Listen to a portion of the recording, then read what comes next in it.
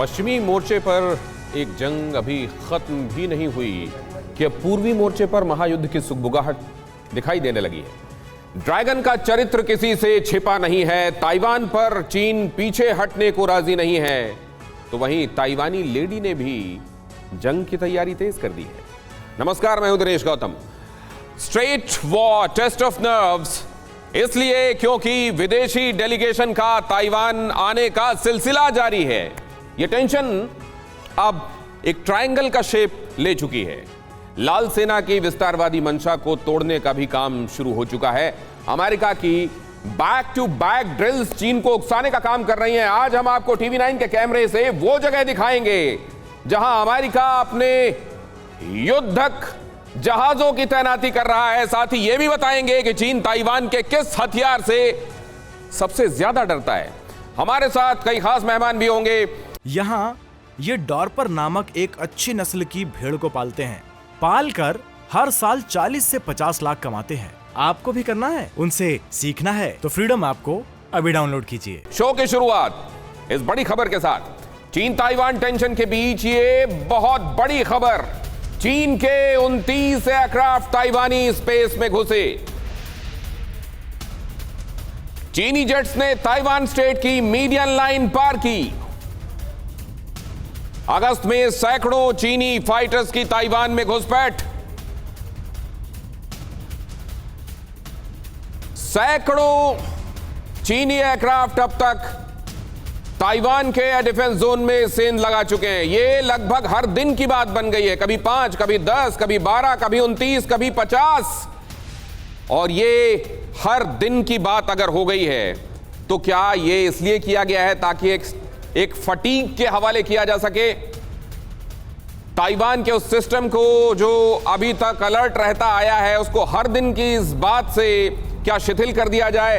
यह कोशिश है चाइना की, या चाइना इसके बहाने अपना एग्रेशन दिखा रहा है? संदेश है असल में पश्चिमी देशों को, लेकिन पश्चिमी देश अपने एक के बाद एक विजिट्स, अपनी एक के बाद एक ऐसी यात्राएं उनके डेलीगेशंस की, उनके इंडिविजुअल्स की जो चाइना को चिढ़ाने वाली, प्रोवोक करने वाली हैं, क्या उनके लिए यह संदेश है? लेकिन इस सब के बीच जबकि यह कहा जा रहा है कि बहुत संभावना है कि इस बार चीन और ताइवान आखिरकार अपना अपना सब्र खो दें, खासतौर से चाइना, तो यह देखना जरूरी हो जाता है कि असल में टिकता कितना है चाइना के आगे ताइवान, और ताइवान को कितना समर्थन मिलेगा उन देशों की तरफ से जो कहा जा रहा है कि उसके साथ हैं, इन केस ऐसी कोई इवेंचुअलिटी होती है कि चाइना और ताइवान आपस में गुत्थम गुत्था हो जाते हैं। चाइना वर्सेस ताइवान, यहां पर एक बहुत क्विक एनालिसिस इसका देखिए। दुनिया में शक्ति के हिसाब से एक को तीसरा माना जाता है, असल में तो वो नंबर 1 होने का दावा करता है, और एक को 21वां।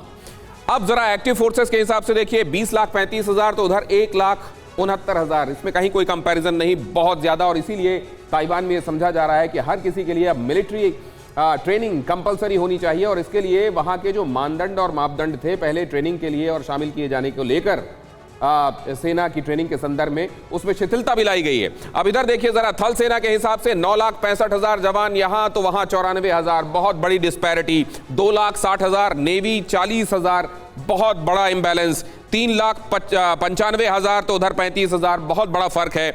270 अरब डॉलर का रक्षा बजट तो उधर 16.8 अरब डॉलर, इसमें भी कहीं कोई समानता नहीं है। मतलब ये कि अगर पड़ला किसका भारी, ये कंपैरिजन आप कर रहे हैं तो फिर चीन के आगे ताइवान कहीं नहीं ठहरता। तो वो कौन सी बातें हैं जो फॉर्मिडेबल बनाती हैं इस मामले में कि चाइना अब तक आप देखिए कह रहा है और धमका भी रहा है, लेकिन सीधे सीधे जाकर पंगा नहीं ले रहा है। आगे हम आपको वो भी बताएंगे कि असल में ऐसी कौन सी बात है जो चीन को अब तक रोके हुए है।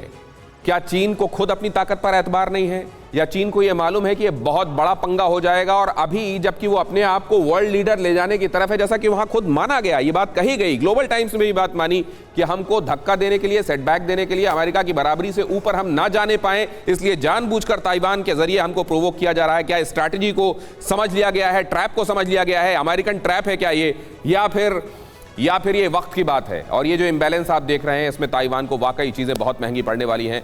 हमारे साथ जुड़ रहे हैं खास मेहमान, लेकिन उससे पहले ये कंपैरिजन भी जरा आपको देख लेना चाहिए। ताकत का जब हम यहां पर आकलन कर रहे हैं तो टैंक्स किसके पास कितने हैं? 5,400 के मुकाबले 650। जाहिर है यहां पर भी अगर आप ताकत आंकते हैं तो बहुत कम। चीन 3227, वो भी सबसे आधुनिक और खतरनाक। ये बात जरूर है कि F-16 इधर ताइवान को मिले हुए हैं, लेकिन अगर आप इनका भी देखें तो 3227 के आगे 504 एक बहुत छोटा आंकड़ा दिखाई देता है।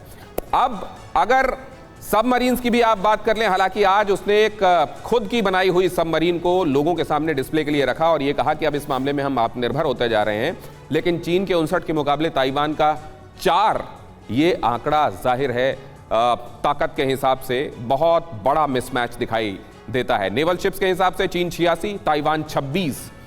हर एक कंपैरिजन में अगर आप देख लें और आंकड़ा अगर कुछ कहता है और यहां पर नंबर्स अगर मैटर करते हैं तो ताइवान बहुत पीछे दिखाई देता है। आर्टिलरी में 9834 और 2093, ये भी बहुत बड़ा अंतर। और ताइवान हथियार, ये कहा जा रहा है कि ताइवानी हथियार जो हैं वो ज़्यादा जेन्युइन है, उनकी भरोसे उन पर ज़्यादा भरोसा किया जा सकता है। चाइना के रिवर्स इंजीनियरिंग से बने हुए जो हथियार हैं उनको लेकर कभी भी खुद चाइना भी श्योर नहीं है। क्या ये बात ठीक है? ज़रा देखिए, यहाँ ताइवानी हथियार चीन पर भारी पड़ेंगे। अभी क्या क्या मिल गया, इनफैक्ट अमेरिका से क्या क्या मिल गया ये भी आपको देखना चाहिए। वहाँ पर patriot pack 3 missile, portable air defence system, stringer missile, anti tank javelin missile, अमेरिकी हार्पून मिसाइल। ताइवान की रणनीति चीन को उसी के समुद्र तट पर घेरने की है, यह भी कहा जा रहा है। लेकिन क्या वाकई ऐसा मुमकिन होगा? हमला करने और दुश्मन को परेशान करने की स्ट्रैटेजी और एक खास जिसको सेही के कांटे वाली स्ट्रैटेजी कहते हैं, क्या वो पॉर्क्यूपाइन स्ट्रैटेजी वो भी कारगर होगी क्या? या ये सब बातें कहने सुनने की ज्यादा होती हैं और रियल टाइम वॉर की जब नौबत आएगी तो जो आंकड़ों का बड़ा मिसमैच मैंने आपको दिखाया वो बहुत बड़ा रोल प्ले करेगा। चीन के घातक हथियारों को रोकने वाले वेपन्स पर जोर, ज्यादा डिफेंसिव लेकिन एग्रेशन के समय कहीं कमी ना रह जाए, ताइवान इस बारे में ध्यान दे रहा है। लेकिन अब जरा समझना चाहते हैं अपने एक्सपर्ट से हम कि यहाँ 2 चीजें हमने देखी। एक तो जज्बे में ताइवान के कोई कमी नहीं है, बात अपनी जगह सही है, लेकिन सिर्फ जज्बा, मैन बिहाइंड द मशीन काम करता है लेकिन मशीन्स इंपॉर्टेंट होती हैं। मैन नंबर कितना है, हेड काउंट, ये इंपॉर्टेंट है। एयर वाइस मार्शल पीके श्रीवास्तव, डिफेंस एक्सपर्ट हमारे साथ आज की चर्चा में। Professor Amitabh Singh, foreign expert, खास तौर से ब्रिंकमैनशिप में क्या चल रहा है आपको बताएंगे। विष्णु प्रकाश, पूर्व राजदूत, हमारे साथ आज इस चर्चा में जुड़ रहे हैं। इस पूरे मसले में इंडिया कहां पर है और उसने जिस तरीके की अपनी बातों में स्ट्रेंथ रखा हुआ है उसके बारे में उनसे बात करेंगे। इंडिया की पोजीशन के बारे में बात करेंगे। डॉक्टर राजीव नयन हमारे साथ जुड़ रहे हैं, सिक्योरिटी एक्सपर्ट, एक्सटर्नल अफेयर्स के मामले में उनकी भी टिप्पणियां बेजोड़ होती हैं, उनके साथ भी हम चर्चा करेंगे। सबसे पहले पीके श्रीवास्तव सर, ये जो आकलन मैंने किया, ये क्या इस हिसाब से ताइवान भी देखता होगा? अगर ताइवान देखता होगा तो अपने आप को बहुत हीन, बहुत कम पाता होगा। देखिए दिनेश, ये आपने बिल्कुल सही कहा। जहाँ तक नंबर्स का सवाल है, चाइना का और ताइवान का कोई मुकाबला नहीं है। चाहे वो थल सेना हो, नौसेना हो या नभ सेना हो या उसके साइबर अटैक कैपेबिलिटी हो या उसकी स्पेस पावर हो, नंबर्स आप देखेंगे वो बहुत ज़्यादा चाइना की तरफ हैं। लेकिन मेरे ख्याल से नेशनल पावर प्रोजेक्शन सिर्फ उससे नहीं होता है, वो एक अपने आप में नंबर है। अब आप ओवरऑल कॉन्टेक्स्ट को देखिए तो चाइना जो है वो यूएसए को सुपरसीड करके number 1 major power, super power world का बनना चाहता है। तो आप ये देखेंगे कॉन्फ्लिक्ट डायरेक्टली एक चैलेंज है यूएसए की सुप्रीमेसी पर या हेजेमनी पर, जो भी आप कहना चाहें। तो यूएस इस बात को नहीं होने देगा। और आसपास के देशों में देखिए उसकी रणनीति जो भी रही है साउथ चाइना सी में, उसके सारे नेबर्स, वो कोई भी हो, चाहे वो फिलीपींस हो, मलेशिया हो, ब्रुनेई हो या कोई भी हो, आप देखेंगे सारे के, वियतनाम हो, सबके ऊपर एक नेगेटिव इम्पैक्ट है। उसकी ताकत को लेकर के वो कुछ नहीं कह पा रहे हैं। आसियान समिट में भी हुआ था। आप देखें यूएन क्लॉज का जो है, जो कन्वेंशन ये जो आप कह रहे सीज हैं, है, ज्यादातर ये जो कंट्रीज हैं आसियान में, तो ज्यादातर यही बात उभर कर आई कि ये जो चाइना से लगी हुई, चाइना के करीब की जो तमाम देश हैं, वो तो सीधे सीधे कहते हैं कि वन चाइना पॉलिसी को चलने दो, हम इसको मानते हैं। मैं यहाँ ये कहना चाहूँगा, वन चाइना पॉलिसी में एक कॉन्टेक्स्ट है। One China policy, there are 2 parties, एक पीआरसी है, एक आरओसी है। वन चाइना पॉलिसी को जब कहा गया, इसलिए इसे स्ट्रेटेजिक एम्बिग्विटी कहते हैं। वो इसलिए कहते हैं कि उसमें ये क्लियर नहीं है कि वन चाइना इज पीआरसी वाला चाइना वन चाइना है या आरओसी वाला वन चाइना है। क्योंकि आरओसी भी क्लेम करती है, पीआरसी भी क्लेम करती है। पीआरसी क्लेम करती है ताइवान हमारा है, आरओसी क्लेम करती है होल मेनलैंड हमारा है, जो बड़ा अजीब सा लगता है। लेकिन वो स्ट्रेटेजिक एम्बिग्विटी का इस्तेमाल हो रहा है। यहाँ ये डॉर्पर नामक एक अच्छी नस्ल की भेड़ को पालते हैं।